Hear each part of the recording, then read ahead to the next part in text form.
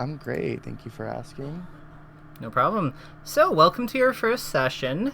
Mm-hmm. Um, yeah, I know I'm excited to be here. Are you excited to be Me here? too. Yes, I'm very excited. Hell yeah. Okay.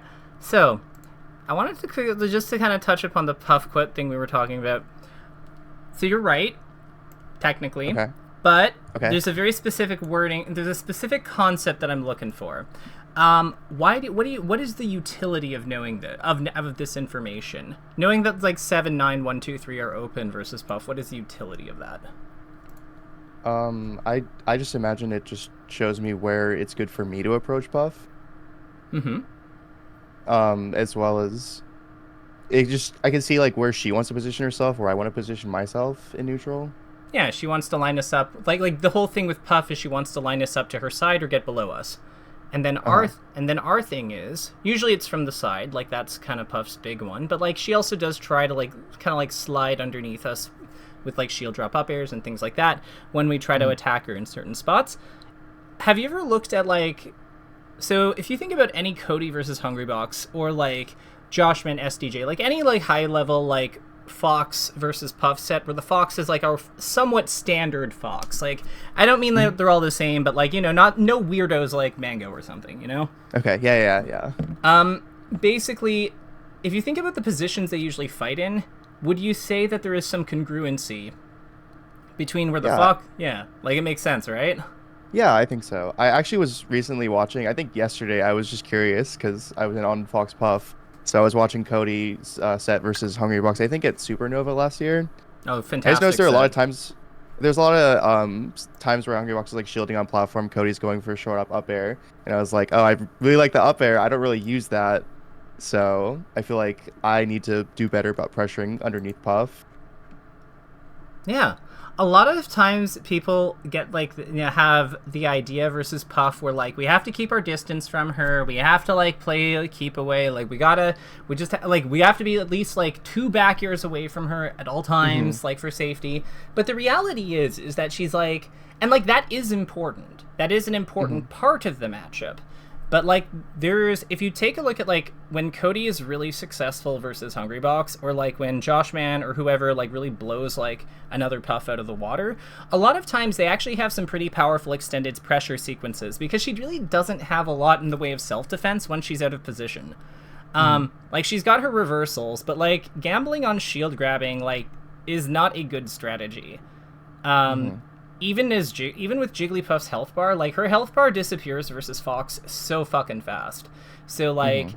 yeah, like a nair, like getting a drill up tilt back air, like that is like she is basically at kill percent at that point with like one Hmm. more hit. So yeah, and if you can get one more hit on her by like just hitting her by just keeping on her, like getting underneath her, setting up a good diagonal on the 7 or 9, like it's so hard for her to keep up with that.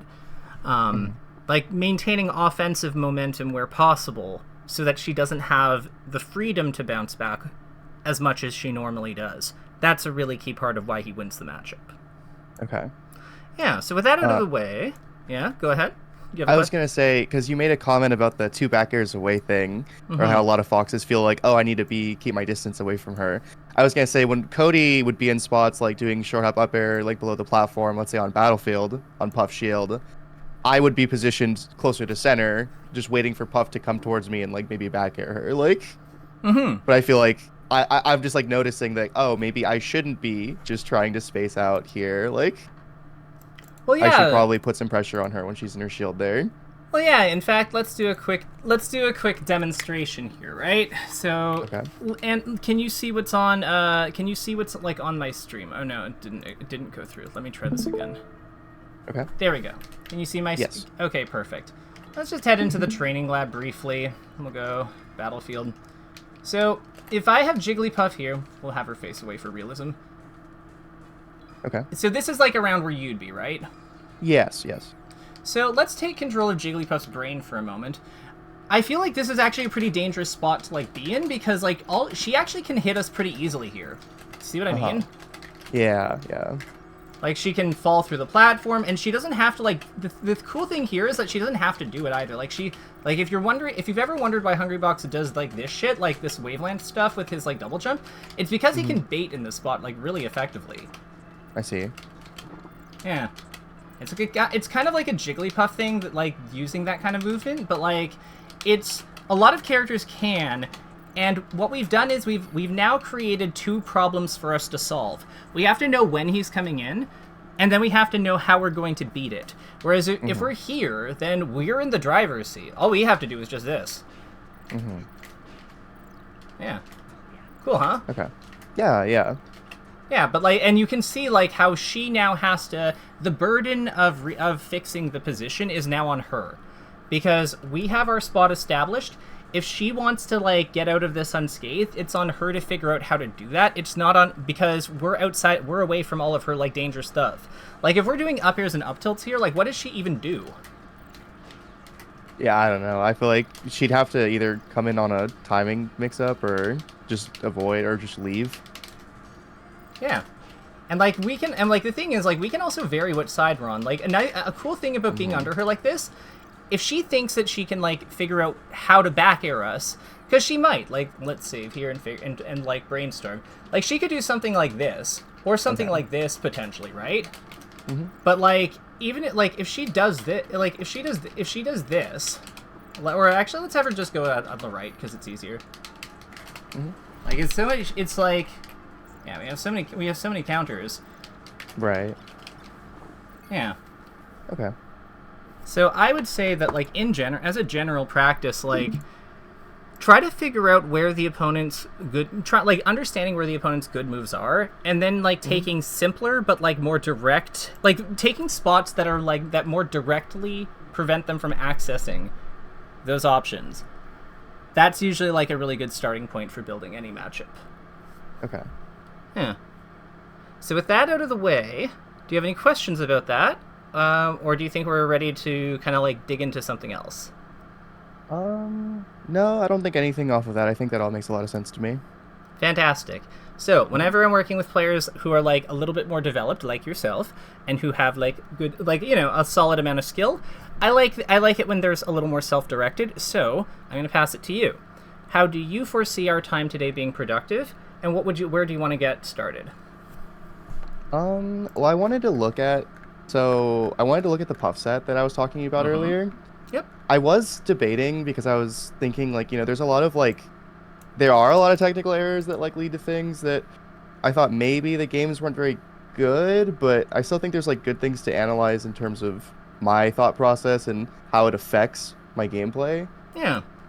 So I feel like that might have been a good way to go through it. Yeah, that sounds great to me. That's what I remember as well. So do you have those matches? Yes.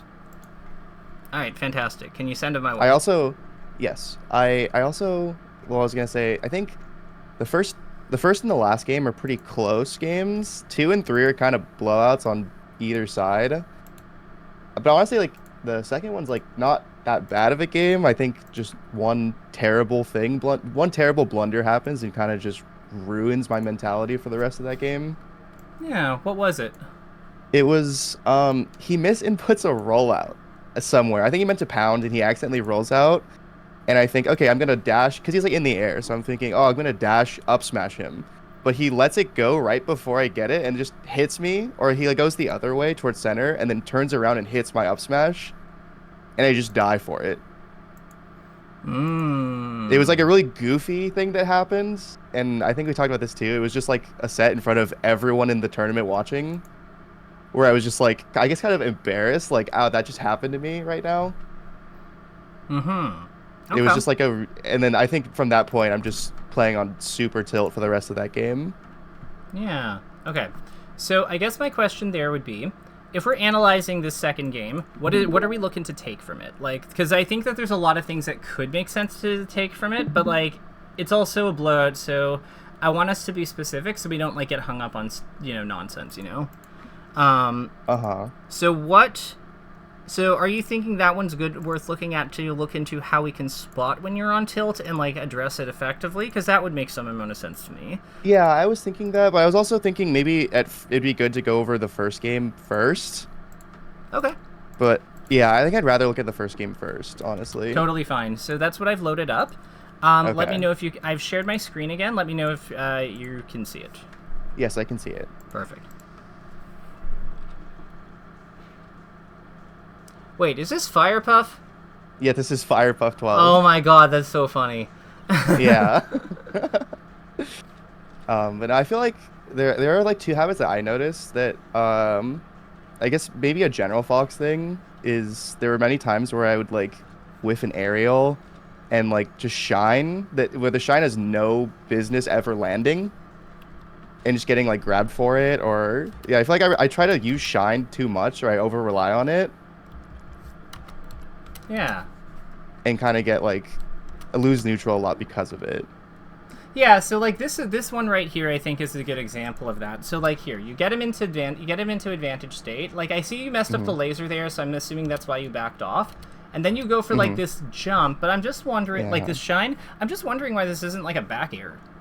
Right. Yeah. I'm not sure. I actually couldn't tell you. I feel like yeah, I just back air there every time, but it didn't work out that way there. I could see this making sense if you're hitting them the other way. Okay. Because, like, then he'll, like, get knocked down here, and you have the platform to, like, move to after.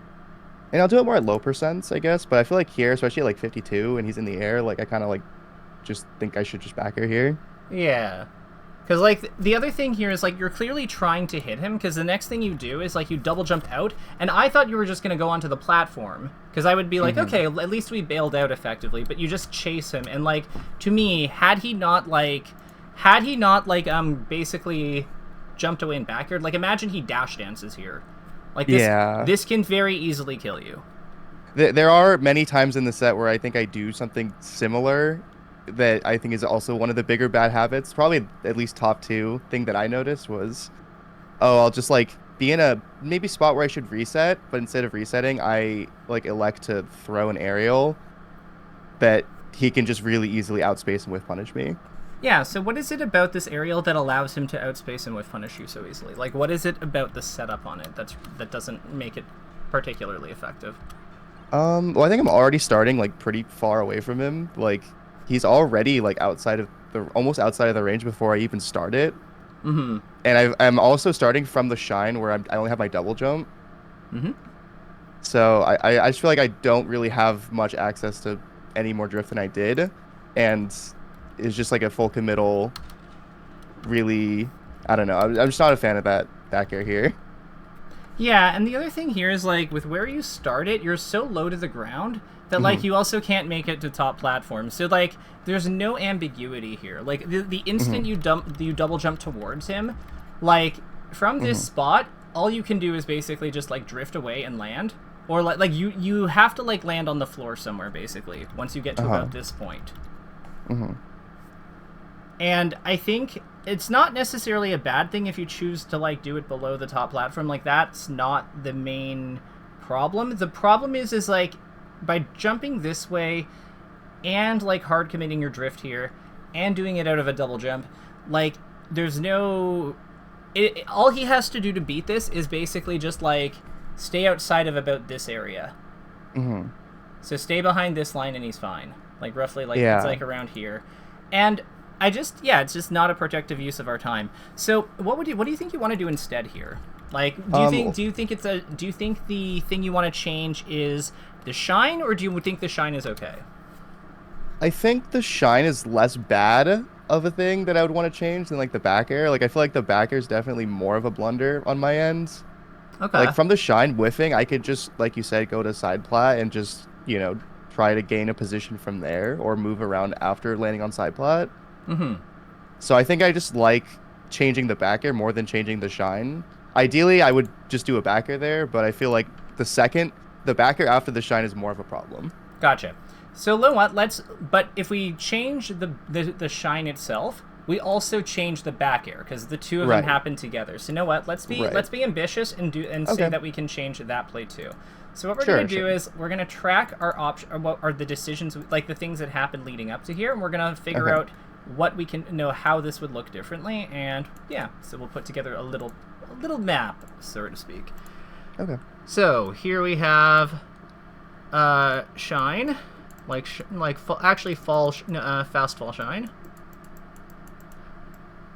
fast fall shine. So this is what the shine is, what we're changing, and then what did he do before this? Like, what was happening before this? Um. Well, I don't remember. He's whiffing a pound here, but I forget what was directly leading up to me falling off the plat and shining. Yeah, so puff pounds, and that's okay. Like, we'll go back. We have the Okay. we have the luxury of the VOD, so Yes, yes. yeah. So let's see here. So we shot a laser. Mm-hmm. We shot another laser. Okay, so that's basically, and then Puff did what? Like, in response to our lasers, Puff did. So we fire laser. We fire another laser. Run forward. Puff wave lands on platform, right? Yes. Cool. So let's do that. So short hop laser. So we'll just do ×2. Puff land, no, Puff wave lands on plat. Wave land onto side plat.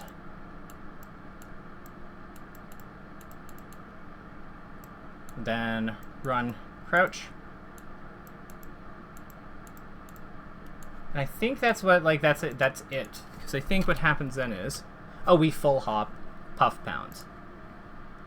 Mm-hmm. Full hop, puff pounds. No, falls and pounds. Yeah, because she leaves the platform. Mm-hmm. Then we fast fall, shine, and then the thing we want to change now is this. And we're saying bear. Would you say that, because Puff, this was a situation, I guess, kind of like we talked about before, where Puff was starting on the platform, Mm-hmm. and I guess you can see I'm full hopping here, not in reaction to the pound or anything, but would it have been better, or do you think it's more worthwhile changing my approach to her being on the plat as just dash under her and look for an up air or something?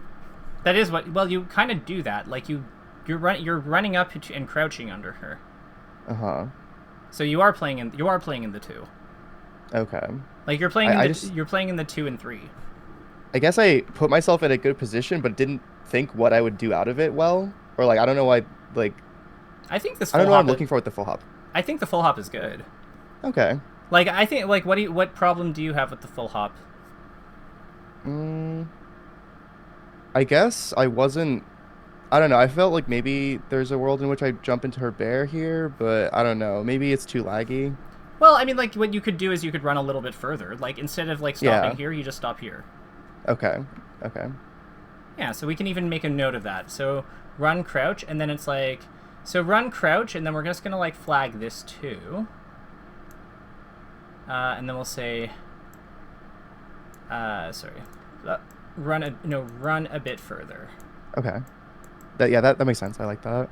Yeah, because like run further, and then like all of this is still the same. So like all of this is still and then this goes, and then this goes, because like this is the order. But yeah, like it's still the same. It's still basically the same play, but now we have like a few more instructions as to like. In fact, we can even flag this run here. Because Puff was.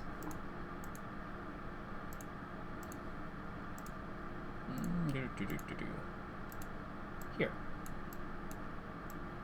Because Puff was here. So then we're getting directly under her. Mm-hmm. So then we have like, all of this still works. Because the reason I like the play that you've kind of come up with, is because if he comes off the platform as such, back airing him towards the right side is pretty good. Like if she gets stuck on the platform because she DIs like, if she DIs kind of like neutrally or like somewhat outwardly, she might get stuck on the platform, and then we can potentially kill her with up air, which is awesome. Mm-hmm. If she DIs like inward, like we maybe can like chase her we can shark her and set up maybe like an up smash. Like maybe we can look for an up smash when she's coming down, or a grab to landing punish. Like we have a lot of really good lines of play in the resulting situations. Like there isn't really any spot that I feel like is unplayable after after we do this. It's also somewhat safe, in that like it's not as risky as like going for like an up smash or something underneath her. Yeah, no, I think the backer is good. I would just go a little bit deeper.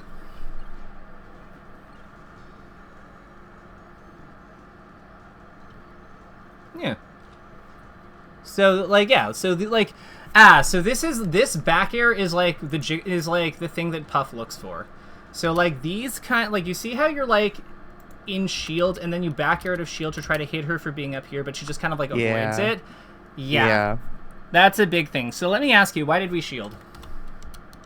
I think it's definitely just me being too scared of a threat that's not really there. Mm-hmm.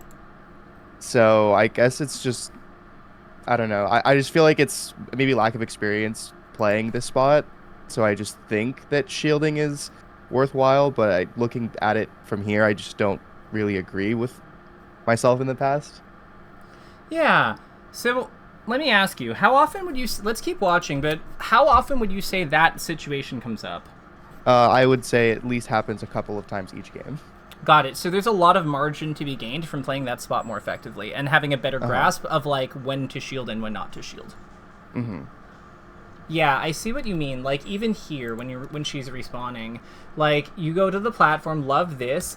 I love how, but like we're attacking into her from a shielding position. You see how like we don't have our like range to like, we don't have our mobility really. That's the problem. So like what do you think we should be doing instead of like, if we, let's say we shield here, like because she's invincible. I don't think shielding's unreasonable here. If we shield here, what do you think we should do after this fair? I'd say maybe, well, she's still a little bit intangible now. Maybe not a short hop aerial. So, I'm not sure if I like rolling or what. I feel like I should just dash dance, but I guess from the point of shielding, we had to block the, like, blocking the aerial I think is completely reasonable because with the hit lag, it takes additional like frames away from her like her invincibility coming back. I think the shield is a good play in this spot. I just don't think that we can like I just don't think this is a fight worth having yet. Yeah. So how do we disengage from a fight? I'd probably jump or roll away. We can do better than those. Why jump and roll away? Like what is it about those two that appeal to you? I'm not sure. I guess like roll was if she went to grab, but I guess she's too much lag to get a grab out anyways before maybe a wave dash out. Yeah, exactly. Okay. Because like, so normally when this is starting to make sense. So let me ask you, if we were fighting, say like Falco, we wouldn't be able to roll after he like, let's say he does like late back air, because that's kind of like the thing that his equivalent of this. If we tried to like wave dash out of shield after late back air, there is a chance that we don't even move before he like blinks us, right? Yeah. Okay, yeah, because his like late back air is like potentially -2, where we move on 3, assuming we're perfect and do everything right. His shine hits on 1. Like, this is a little dicey. He's also got, like, frame 5 stuff, like his up tilt and whatever, that, like, he can also use as a backup plan.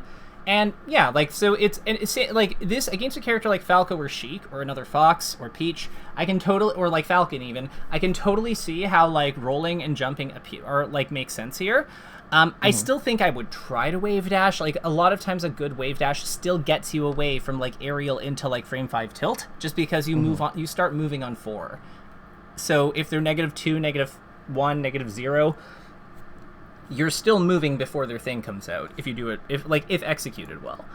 Okay. Which isn't easy, and you can't always do it because again, they're the attacker, they're the one dictating the timing. So, you know, your mileage will vary, but it's still, the efficiency is so valuable. But versus Jigglypuff, like, she doesn't have anything like that. What do you think? Do you know what her fastest tilt is? Is it? I actually have no idea. I just be guessing. Is it down? It's like her forward tilt, and it hits on 6.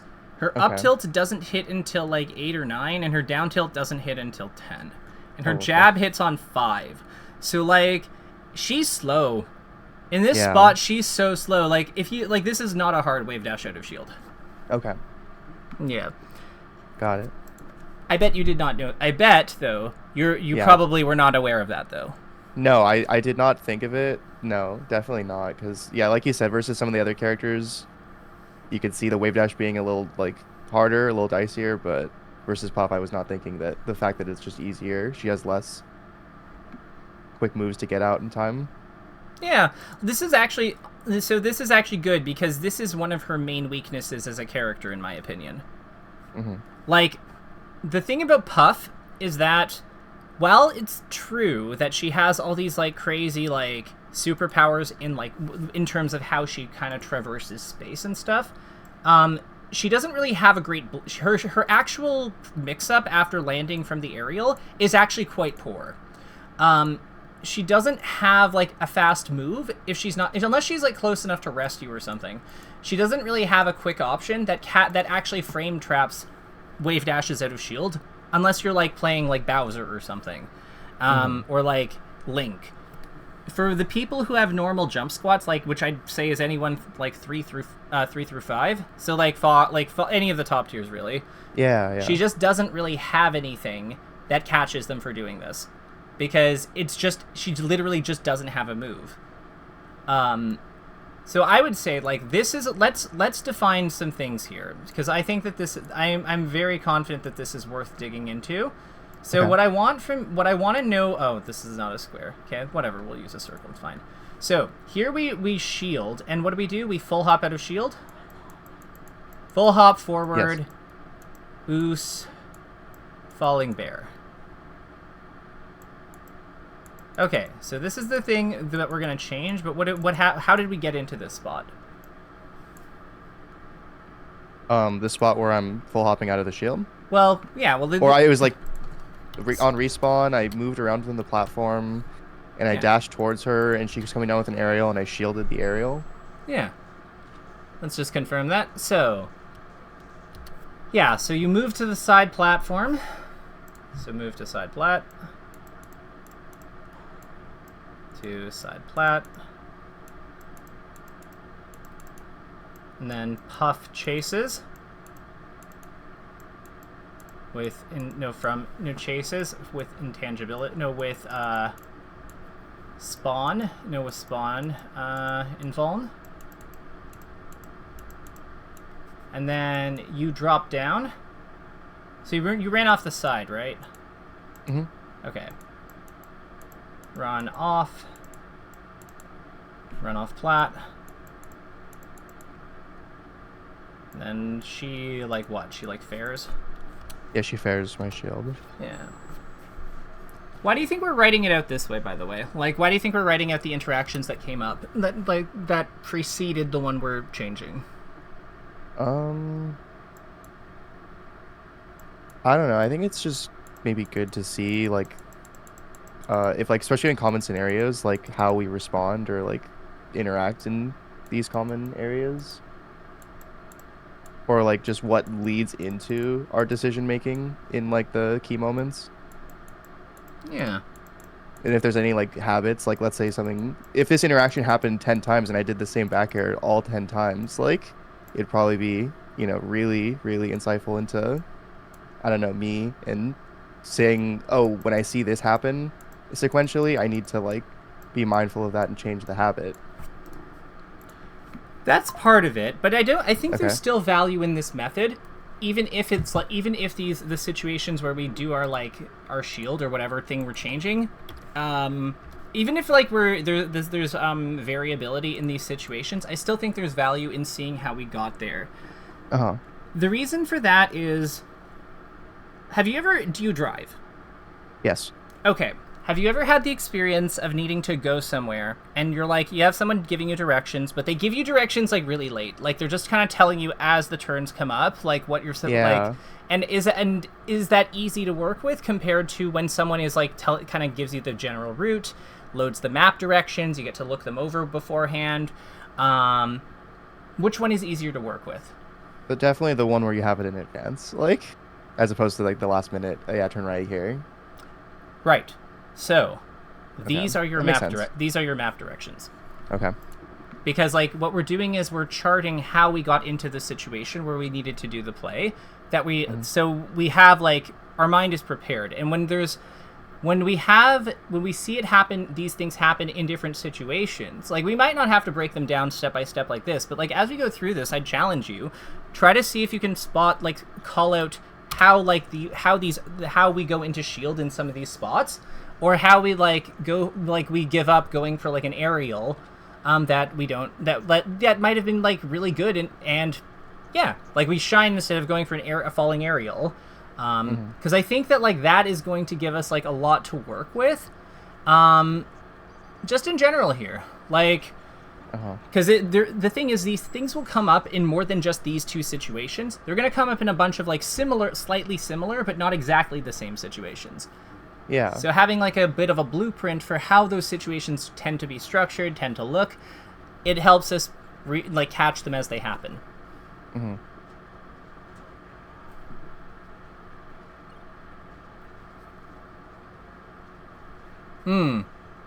you know how to do about Puff Snare? So is that a yes or a no? I'm not sure if we'll be on the same page. I was usually just holding down and shining, but Why are we giving her damage though? right. Like, do you think is it that you don't think you can beat this head on?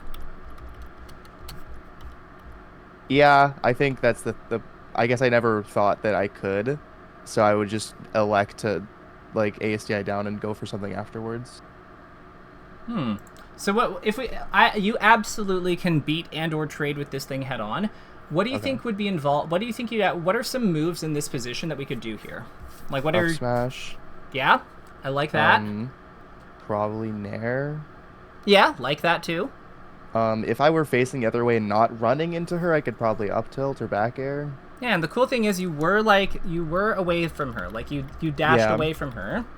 Yeah. Oh no, so you wave dashed away. there. Yeah. Yeah. Yeah. If I just stayed in that first starting position and just up tilt back air, it's probably a lot better than just running in taking 7%. Yeah. The other cool thing that you can do is you can walk away from her to make her like come a little bit more forward, and then turn around and jab her, and then you up smash her. Okay. That one's like a tricky one, but like it's very very cool when it works. But point is like the way to think about a lot like here. Let's look at her nair hitbox for just a quick second. Okay. So like it is a pretty good hitbox like here, but you'll notice like this part of her body, like this upper part, this kind of like upper corner, is like very, very, very vulnerable. So a lot of times that's why like where you're aiming your nair for. So like if we think about how Fox's jump goes, like how Fox rises with his jump, what we're really trying to do is we're trying to get this to overlap with like this area. Okay. Does that make sense? Yes. Yeah. It's also why jab is good. See what I mean? Like, we're basically aiming for, like, an open spot on the move. So this is kind of like, you can sort of think of this as, like, an expansion on that, like, number pad thing idea, except now we're working with an individual move. Like, where does a move, like, what does this move cover? What's left open? How do I deal with it? And it's like that. Now, I'd actually argue up smash generally actually kind of trades a lot with it, but it's just like the thing about that trade is that it's such a good trade that like who the fuck cares, like right, like I mean I'm not sure if it would maybe with terrible DI at this percent, but if it definitely like 10% higher she would just die off of it. If I traded up smash. Oh, I would be shocked if he lives this one, because the other thing is think about how he's moving coming at you.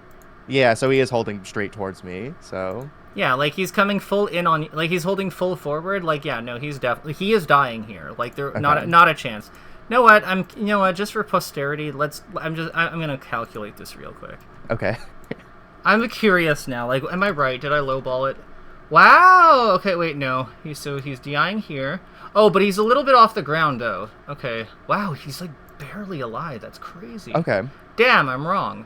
Fuck. But definitely a little bit higher. Like, I mean, especially in this range even, I feel like even if I go for up smash and it doesn't kill barely somehow, yeah, I know. This seems like really unsafe approach for him to just be full drifting in with nair that I'm definitely not punishing very well, which is why he keeps doing it, because I'm not doing anything about it.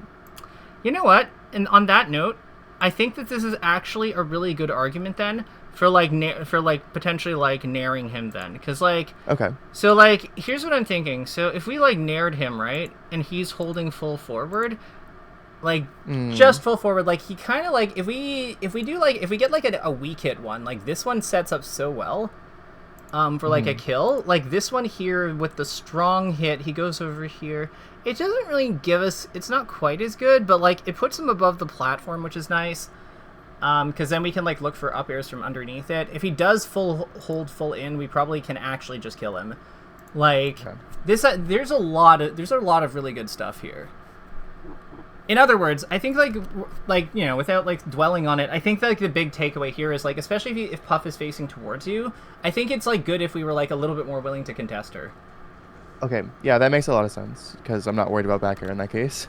Yeah, exactly.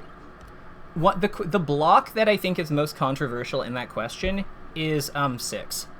Because a lot of top, I notice especially the top players, like when I work with like Sunsei and stuff, they're like, or like Essie, they're like 6 is not a problem. Like 6 is cap. Like 6 absolutely, like we don't care about 6 because there's nothing there. Like Nair and Fair, sure, like Nair and Fair and Pound sure are technically there, but like we just plow through those with Bear and Nair anyway, so like who cares? Okay. Yeah. Which is actually not what I had in my answer. So I actually included 6, but then I thought about theirs, and I was like, you know what? I could see it either way. So I still keep it, but like, yeah, it's really like it's cool how like one big thing with her is like she's kind of stance based. Like the options she has change a lot depending on how she's like depending on where she is and how she's operating. Because like forward and away are very different for her. Nice up air. That was a really good. You followed him well on that. Because like you follow. I don't think that comboed, so you tracked his drift a little bit. That was well done. I think there was a couple like that in the set that I got. Nice. So recognition thing. When you hit this back air, so what's like your thought process here? Like what do you like when you see him pop up? Like he's not up tiltable. What do you think we could do instead here? I could probably try to keep following with a Nair maybe. Yeah. Then what? Okay. I mean, I guess it depends on how he holds. If he keeps holding in, I could probably follow for another aerial, and if out, maybe go for lasers or hold center. If he goes out, I think we just like jump out and like hit him one more time. Like we just. Okay, I wasn't sure if he'd be too far out to be like a good follow up, or like just say, okay, I'm just gonna shoot a couple lasers and hold this position. So the reason I wanted to flag that is like an incredibly juicy opening. Yeah, I could see that. Like this is like the type of thing, because what gets really crazy is here. We're hitting him this way. We hit back air, like clean back air around here at like what? He was at what, 15 going into it? Maybe a little bit lower, no? Or yeah, probably like 13, 15% though. Yeah. 13, yeah, okay. So yeah, we're doing 23 frames of stun. Our back air has L cancels for 10. We have like stop snapping. We have a good amount, like we have a really good window to work with here, because if we're hitting him and like landing the frame after, like we are plus like 12. We have tons of like for Fox, like okay, so how much travel time do we have? Probably 1, 2, 3. Okay, so we're plus 10 or plus 11. Okay. 23, yeah, we're plus 11. So we can absolutely Nair, because Nair hits like turn dash short up Nair hits around like 9. Which means that we can actually, like, we're able to very effectively track him here, because we can basically do one full forward at him, which means that even if he DIs away from the Nair, the next hit is basically guaranteed. Okay. So, like, you could Nair, and then if he DIs away again, you can probably up smash him. And that's, like, it won't kill him, but you have now put him in kill percent. He's in a sharking position. You can shoot him with lasers off stage, probably. Like, you have a lot of things going on. And if he continues to hold in, then you're, like, super cooking him. Yeah, no, this is, like, a massive opening. The other thing that makes some amount of sense here, if you wanted to, you could, like, Nair into grab. Nair into grab makes some amount of sense. Like Nair, dash, jump, cancel, grab to where he goes. If he holds away, I think I don't know if it works if you hold away. You might need up smashes range. But then Nair is kind of, like, grab is kind of good on, like, landing. Because it, like, it beats shield. Like, it'll beat the first frame of shield. So, but yeah, you have, like, this is, like, keeping an eye out for how they DI these falling bears is, like, super, super key. Because, like, this is a big opportunity. Okay. Okay. We got puffed.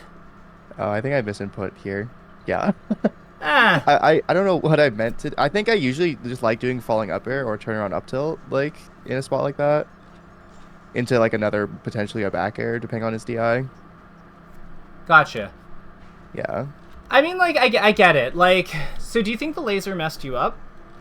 Maybe, yeah. I think I don't know actually, or maybe I just hit a button. I don't know without thinking, but usually, yeah, my go-to is like I said before. Would it make sense to just up because so I get the logic of like going for the I get the logic here. I'm Mm. wondering if it's possible that we could have like potentially killed him if we had just Mm. like if we just come down run like fast fell And come charge up smash. yeah just come over with up smash. What I do you see. what are your thoughts on that? Do you think we can do it? I think it doesn't kill, Okay. but I guess because he's in the corner, I'm not sure like how he has to DI because I'm not sure how early he'd die off the side here if he's at 31. So let's find let's yeah. So that's actually worth that's I think is worth knowing. Yeah, I agree. So let's see what our what how much our because like I like so this is how I do a lot of things. I try to get parameters for like what I need for a situation. Let's say we Mhm. get the laser coming down from the top. Like I think that's reasonable. Yeah, he's just alive here. Like we can't even kill with Okay. full charge. So That's what I thought, yeah, at the time. But I didn't yeah. even think of it. I didn't even like question it. So I think that's also like it's good that you brought it up because there might maybe if he was 35% before the laser or something, it would be a little bit different if it does kill off full charge up smash. I think it's around 47, but yeah, like I think Okay. like around 47. Like from seeing that, I think it'll probably be in like around like the in the 40s somewhere.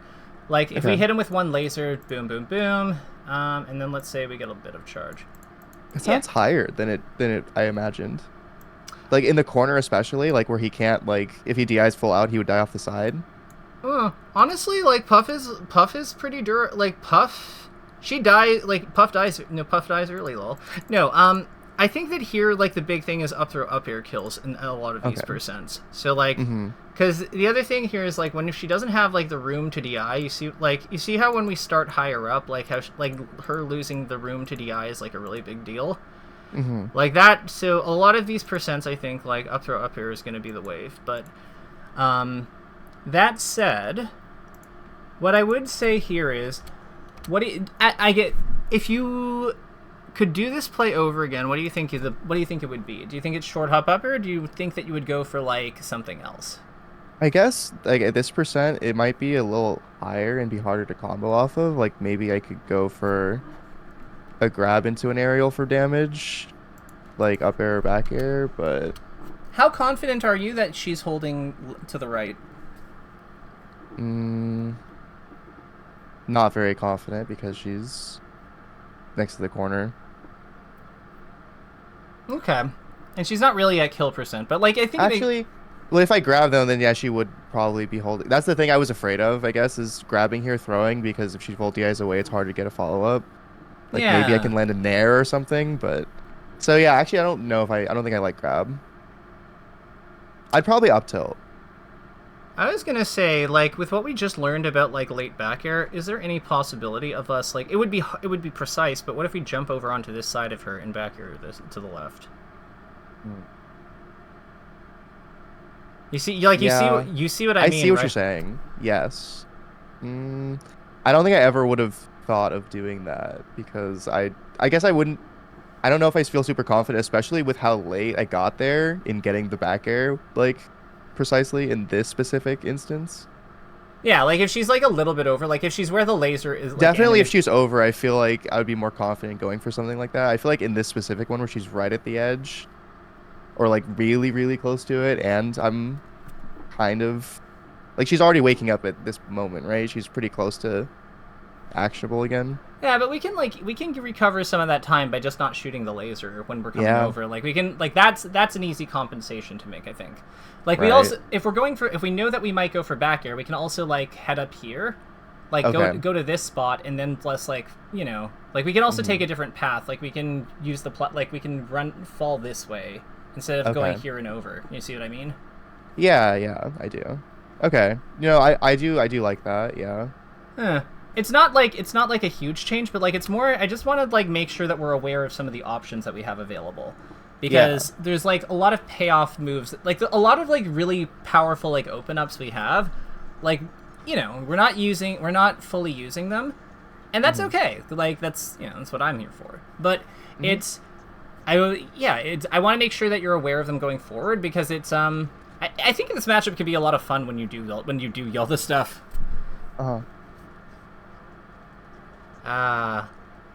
Okay. I did something there a little bit before. I got a grab there around 70, and I do a down throw, and I feel like I could still get the up air here, so I don't know why. I don't like that I did the down throw here. Yeah. Especially with so much stage where I could get a full drift either direction into an up air. Yeah, I think that was I think that was a little loosey goosey. The one thing I'm not worried about that one because that's like I think that's an easy decision to make. I want to ask you about this edge guard. So you get her off stage. She's used her pound. Sorry, she's used 2 jumps. She uses another one there. So my question here is, what do you think Fox should be doing right now, in this moment after seeing that?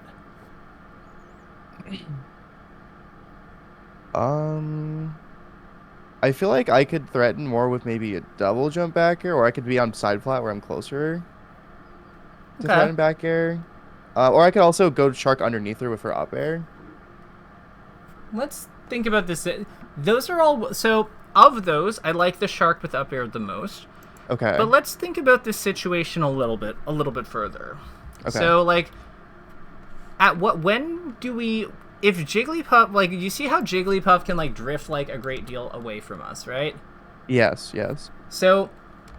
At what point do you think that Jigglypuff has actually committed to something when she's coming back? Where do you think the line? Where do you think the line is? Like, what is it? What is it we're like watching her in relation to? I mean, I feel like right now, yeah, she's still not completely committed because she was able to drift back there and grab ledge, but she could have also gone forward to side plat if I gave her the space to. Yeah. So you've observed something kind of important there. So it is Jigglypuff is better at like catching things like is Jigglypuff better at maneuvering side to side or up and down? Side to side. Right. So in order for her to move up and down, she probably needs to use like a jump or something, right? So what I would say here is we want to watch the question we want to ask ourselves is, where is she in relation to these things? Okay, yeah, like instead of a vertical line we're waiting for her to cross, like a horizontal line. Yeah, there is like still technically a horizontal line. There is still technically a horizontal line. But I would say a common thing that people get wrong with pressuring her at this edge is you kind of want to like operate above her a lot of the time. Okay. Not from below her. Because I could see that. Yeah, because like let's look at where she is. Let's imagine that we are above her right now, or like that. Like let's imagine we're already on the side platform. Would you say this is an easier or harder position to work with? Like just from your gut. I think it's easier. Okay, perfect. Now tell me why.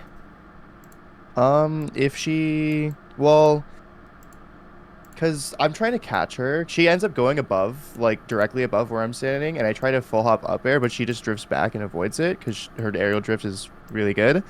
But I'm like hard committing because I'm full hopping towards her. Yeah, we are limited by what? What have we committed to? A jump. Like yes. We are going up and we're coming down. But if we're here, we can just hold this position. Yes. Okay.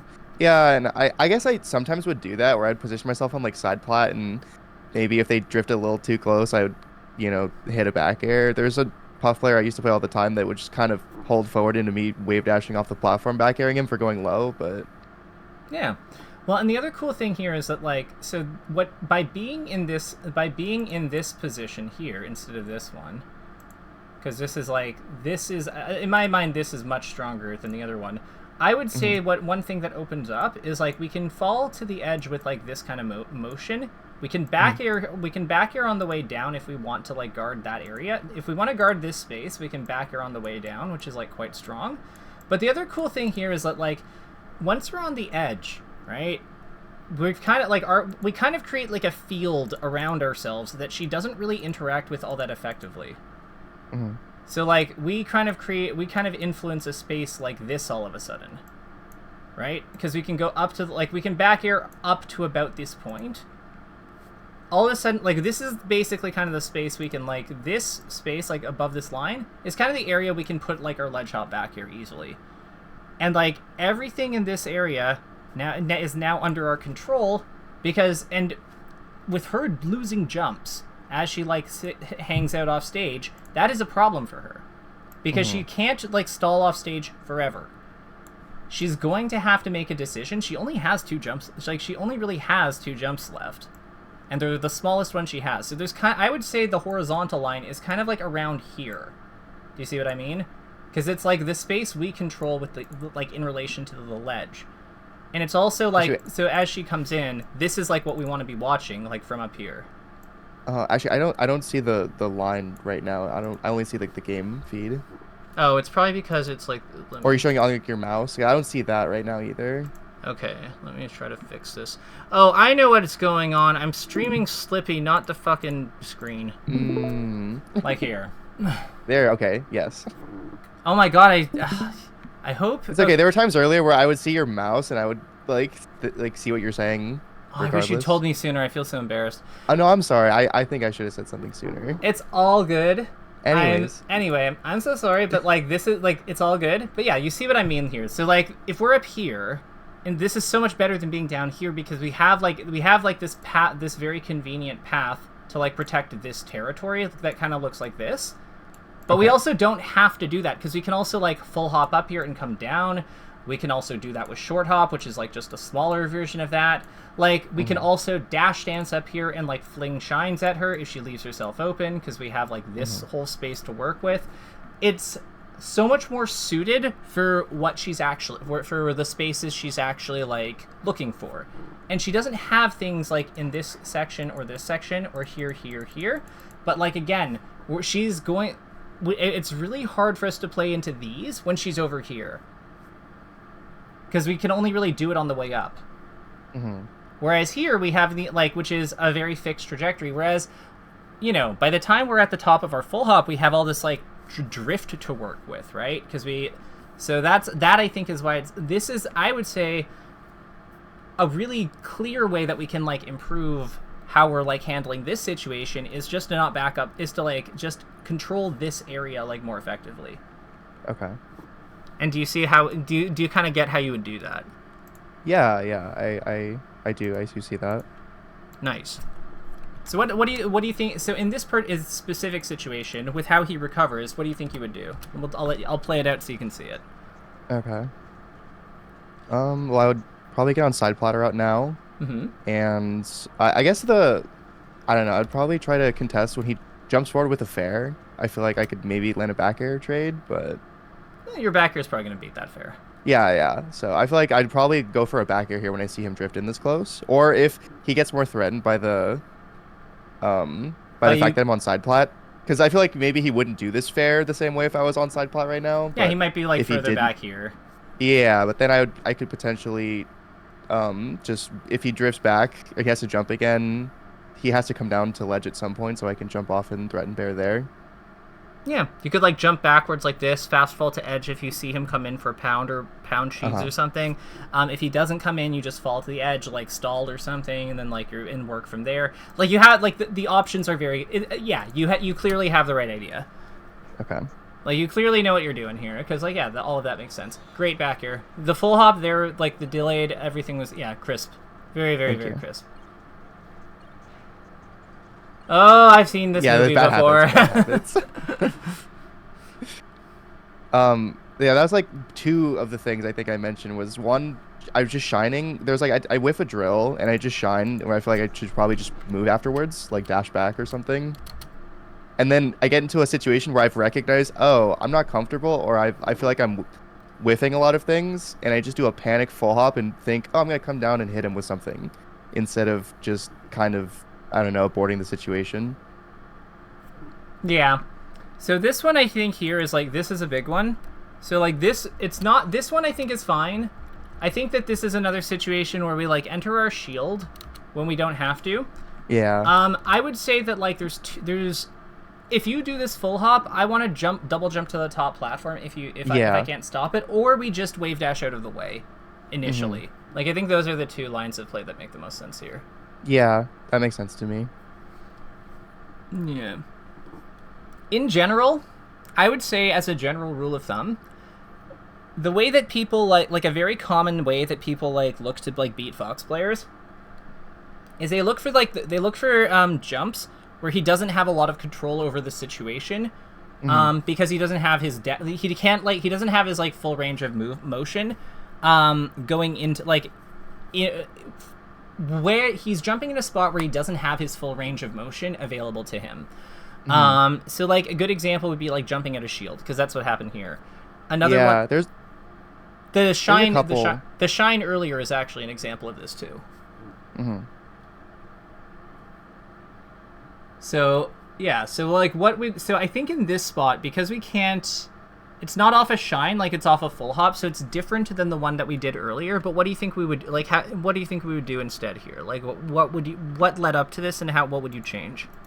So I go for a weird drill. I shine, I whiff, I get nared, and I shield it. And then out of the shield, I do a full hop, drifting backwards, and then he's directly below me, so I guess I in my head think, oh, I'm gonna come down with the drill because he's right below me. He wave dashes, avoids it, and I get grab up arrested. Yeah. To change that, I mean, after the full hop, well, I guess we could actually shine it. We could just shine out of shield here too. Yeah. So that would just completely avoid the whole situation. Yeah, it swings. But you mentioned not shielding here. What do you think I should replace that with if I were looking to do that? Yeah. So okay. So what I mean by that is, let's play this out. So we have this. We do this, and then you're holding you shine here. Oh, know what?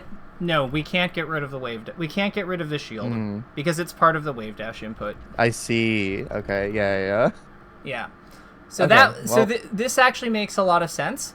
I would say honestly, the biggest thing, I think that the easiest fit, the biggest opportunity here is just shining less on your landing.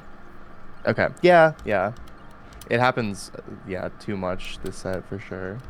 Yeah, because it happens here too. He only gets this grab really, even as with... I shine. Yeah, exactly. But you see, you entered crouch for a few frames. Imagine if you had just dashed out of the way. Right. Yeah. But I was gonna say, beyond landing with the drill though, I probably would just double jump to top plat. Well, the other thing is you could wave land. You were on the ground, you could wave land away from him too. You have a lot of... I don't have to attack. Yeah, I think the theme here we're finding is if I had to kind of formalize what's going on here into a takeaway, I would say in addition to continuing to look for spots like the two we flagged earlier, I would also say that neutral game, protecting your protecting your landings, and I would just say that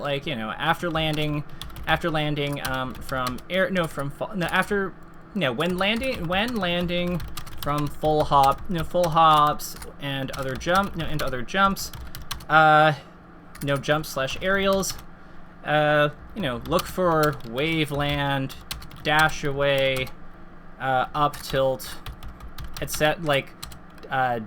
Jump again, etc. as an alternative to shining, and as alternatives to shining. Bracket, especially in spots where the opponent isn't close to you.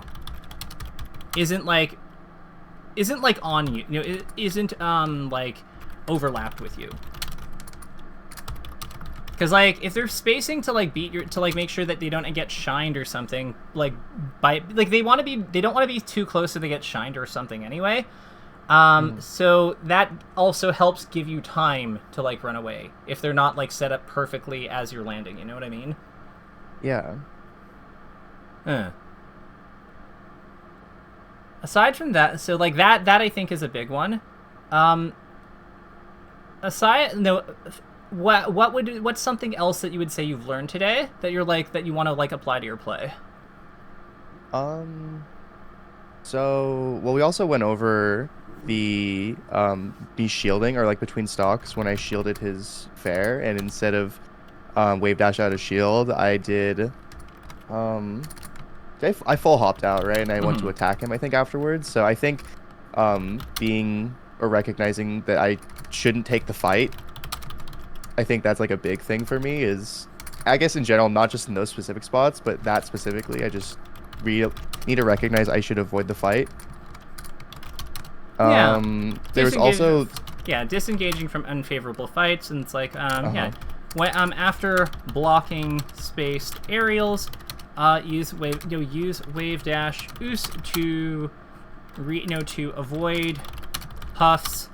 To avoid fighting Puff in spots where Puff in spots where we're not likely to win. So we can look for spots where we do. And then the other big one is, what did we have? We had the falling in the watching for falling aerial. So full hop observation. Let's do that. Let's call it observation during full hop, and then it's just that one is a matter of just like while going up in full hop, watch Puff. Watch the opponent's position. And look for and confirm if they're confirm for falling bears and other hits. Those are all three. Like I think those are all I think like as an alternative to Shining, as an alternative to to Shining for low reward. I think those all make sense. Is there anything else that you wanted to potentially flag? I feel the side platform thing, I think. Yeah, there's also the edge guarding, like positioning, where I put myself on the stage a little like on a different horizontal plane as Puff, where like you were saying, Puff's lack of vertical momentum makes it probably better to be above her or like in a similar line instead of putting myself below her. Yeah, abuse Puff's low having to jump. Yeah, exactly. Abuse Puff's low verticality by by threatening to operate above her during edge guards using side platforms. Okay. Using side platforms.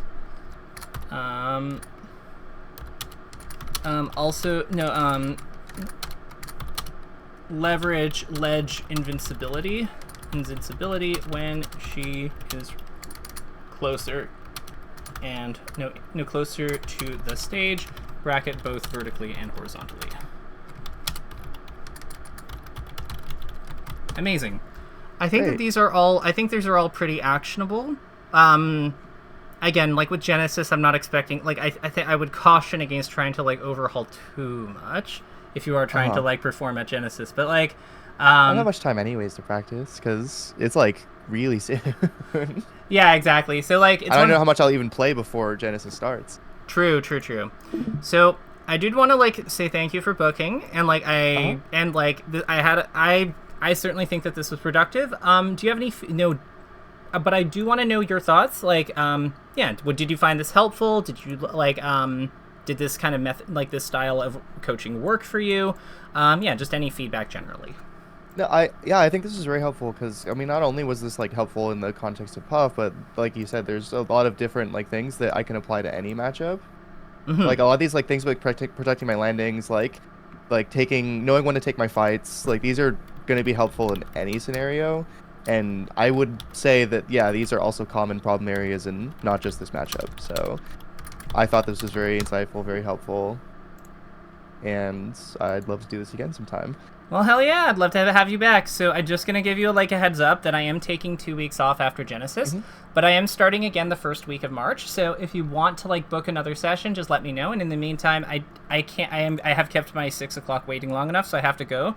But take care and good luck at Genesis. Thank you so much.